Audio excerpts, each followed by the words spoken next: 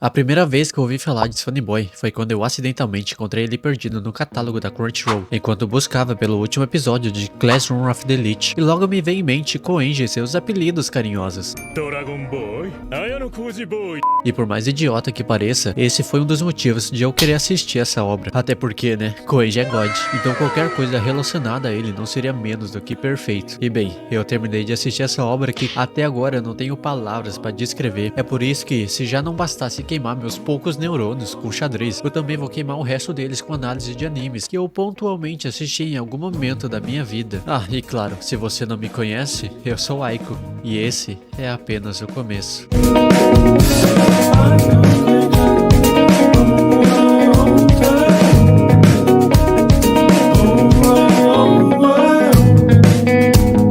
Antes de começar de fato a falar sobre Sonny Boy, eu queria esclarecer algumas coisas. Não, eu não parei com os vídeos de xadrez. Na verdade, eu tô preparando muita coisa legal pra vocês nesse ano. Diversos quadros novos e muita, mas muita capivarada. Mas sim, eu quero abranger um pouco o foco do canal para as outras áreas que eu também gosto e eu tenho interesse. Como é, por exemplo, assistir animes, ler mangás e etc. E trazer eles como uma forma de linha temporal para a evolução do canal. Eu sei que parece um pouco confuso, mas um dia eu explico isso direitinho, tá bom? Então não se preocupe que o aikoísmo continua vivo. Eu sei que eu fiquei sumido por alguns meses, mas é da vida. Agora que eu voltei, eu quero muito pedir ajuda de vocês para nós batermos os 1000 inscritos. Falta pouquinho! E deixa aí nos comentários se você já conheceu o canal ou se chegou através desse vídeo. E se esse for o caso, seja bem-vindo. Fica à vontade e não repara na bagunça. Provavelmente o YouTube vai desgraçar meu alcance por todos esses meses sem postar. Então, se puder deixar o seu gostei pro YouTube recomendar ainda mais esse vídeo, eu ia agradecer muito. Mas enfim, eu acho que eu já falei demais. Então, bora pro vídeo. 一緒に歩こう。君がいつか話してくれた骸骨だらけの道をさ、アイスクリームでも食べながら二人で。 Se eu tivesse que descrever Sonny Boy em uma única frase, seria mais ou menos assim. Sonny Boy é uma representação visual com enredo, cenários e personagens de um estado mental. É uma experiência cinematográfica de uma experiência individual. Como assim? Você é animal com pouca massa encefálica, me pergunta.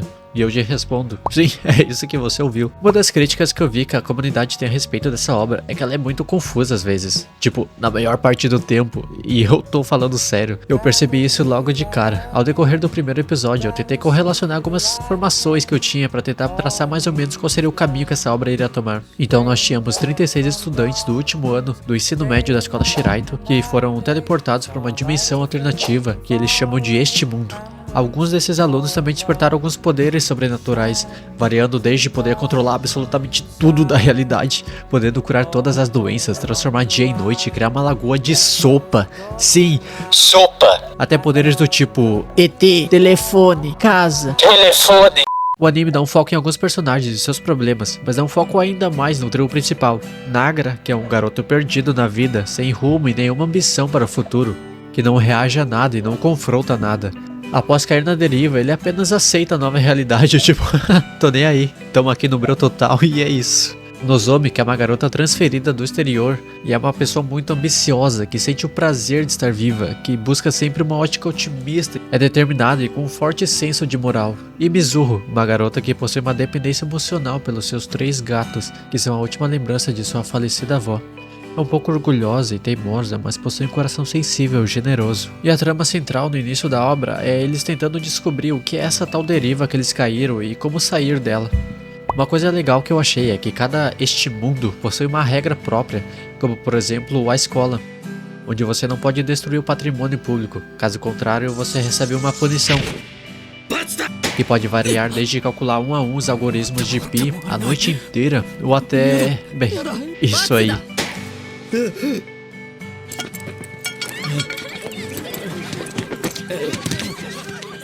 Ou a ilha, onde você não pode pegar nada sem dar nada em troca. Caso contrário, este algo queimará em chamas azuis. E como o poder da Mizuho é trazer uma réplica de qualquer coisa do mundo real para este mundo que ela está através do Niamazon, Sim, é uma referência a essa empresa aí que tu tá pensando mesmo. Os alunos ficaram pedindo iFood, maquiagem, mobílias pra ela, mas sem dar nada em troca. Tipo, se aproveitando dos poderes dela. E aí tudo queimava, e aí colocavam a culpa nela, sendo que a culpa não era dela, era uma regra do próprio mundo que eles estavam. E pra contornar isso, eles tiveram que reinventar o capitalismo. Ou seja, quando tudo é de todo mundo, nada dura. Fica aí a crítica, hein? Então, resumidamente, eu não entendia nada do que estava acontecendo. Um grupo de alunos do ensino médio recebem poderes e então ficam presos numa escola, mas a escola tá presa no número total. E tem esse rapaz que no primeiro frame que ele apareceu, eu já pensei, esse cara é o vilão, não é possível, olha essa cara de psicopata. Então eu inocentemente, sem entender nada, fui para os comentários para esclarecer algumas dúvidas. E foi aí que eu percebi que ninguém entendeu esse anime. Não, ninguém é exagero, tem uma pessoa que entendeu esse anime e eu já vou falar dela. Ou seja, eu tava mais perdido que os personagens. Foi aí que eu decidi então entrar de cabeça nessa obra. A ideia inicialmente era assistir todos os episódios em sequência, um atrás do outro, e depois riscar da minha lista de animes terminados e seguir em busca de novos títulos na Crunch. Mas mal sabia eu que o tiro ia sair pela culatra. Por menor que seja esse anime, 12 episódios apenas, ele é muito denso na questão da mensagem que ele quer passar. Eu terminava cada episódio olhando pro teto e ouvindo essa indie maravilhosa e pensando, o que eu tô fazendo da minha vida? Ele é denso não no sentido de muito diálogo, até porque os diálogos são à primeira vista simples, porém passíveis de uma tonelada de interpretações. Ao decorrer dos episódios eu percebi que Sonny Boy é uma pérola no mundo dos animes, dado o tamanho margem para reflexão em seu final. Após terminar todos os episódios, eu deliberadamente comecei a escrever esse roteiro para não esquecer de nada do que eu tinha visto. Eu senti que precisava fazer um vídeo a respeito, então se esse vídeo de fato for publicado, agradeça a essa obra. Depois disso, eu reassisti trechos pontuais do anime, para tentar extrair alguma mensagem útil e para colocar no vídeo. E não ficar só eu aí falando o quão confuso é Sonny Boy. E bom, eu acho que eu consegui observar algumas coisas legais. Ou talvez isso seja eu simplesmente tentando forçar alguma profundidade onde não exista. Mas sei lá, tira suas próprias conclusões aí.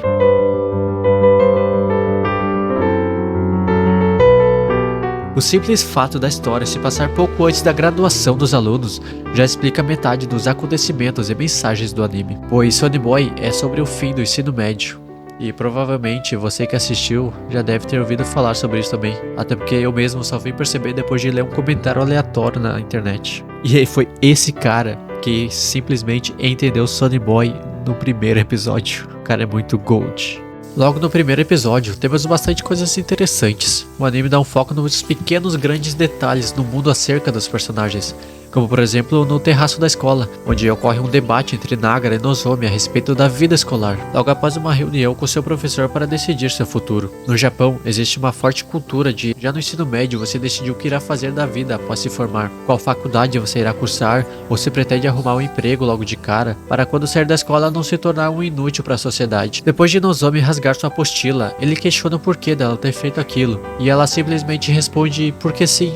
Por que não fazer? O fato de Nozomi ser uma aluna transferida do exterior explica um pouco essa atitude dela, entre muitas aspas, desleixada, despreocupada com os estudos.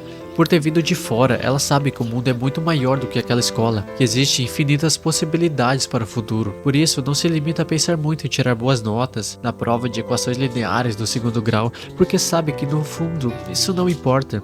Que o que importa é o agora, é viver, aproveitar o momento. Mas não me entenda mal, eu não estou dizendo que estudar é errado, é uma perda de tempo, que não tem sentido algum. Pelo contrário, é importantíssimo.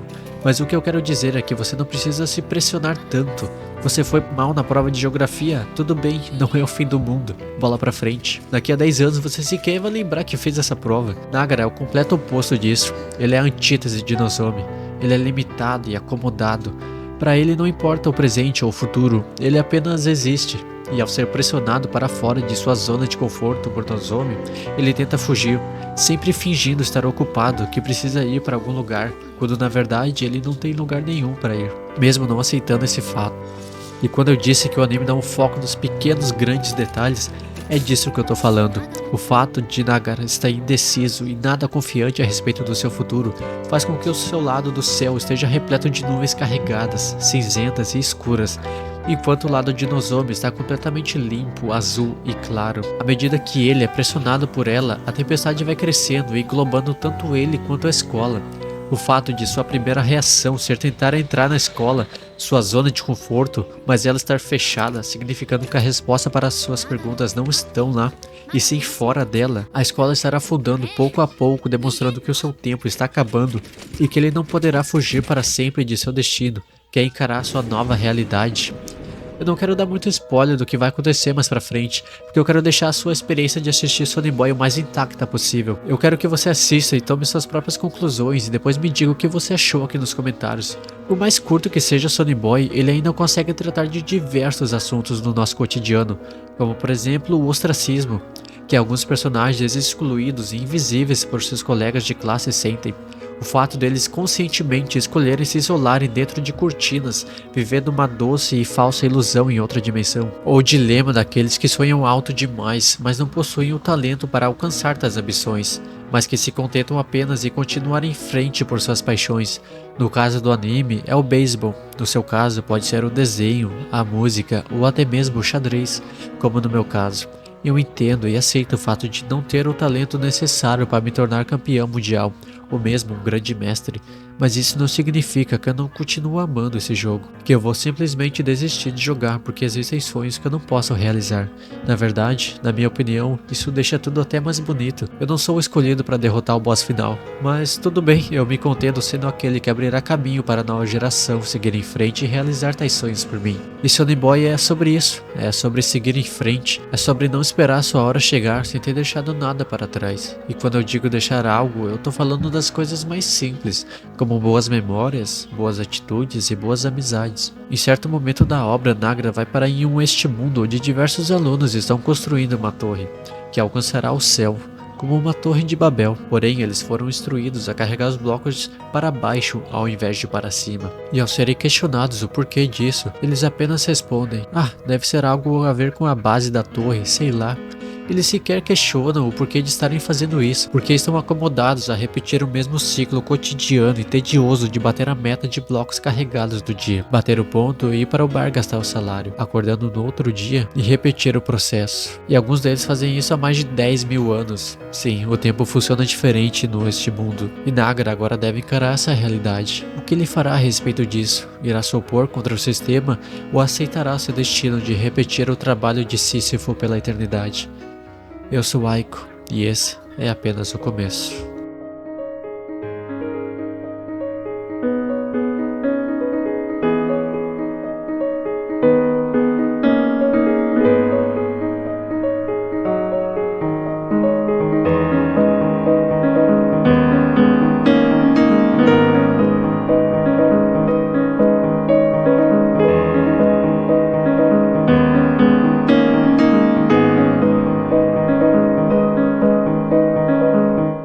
Aí só pra deixar claro, Rajidani é o melhor personagem, tá bom? E quem discorda vai levar ban aqui nos comentários.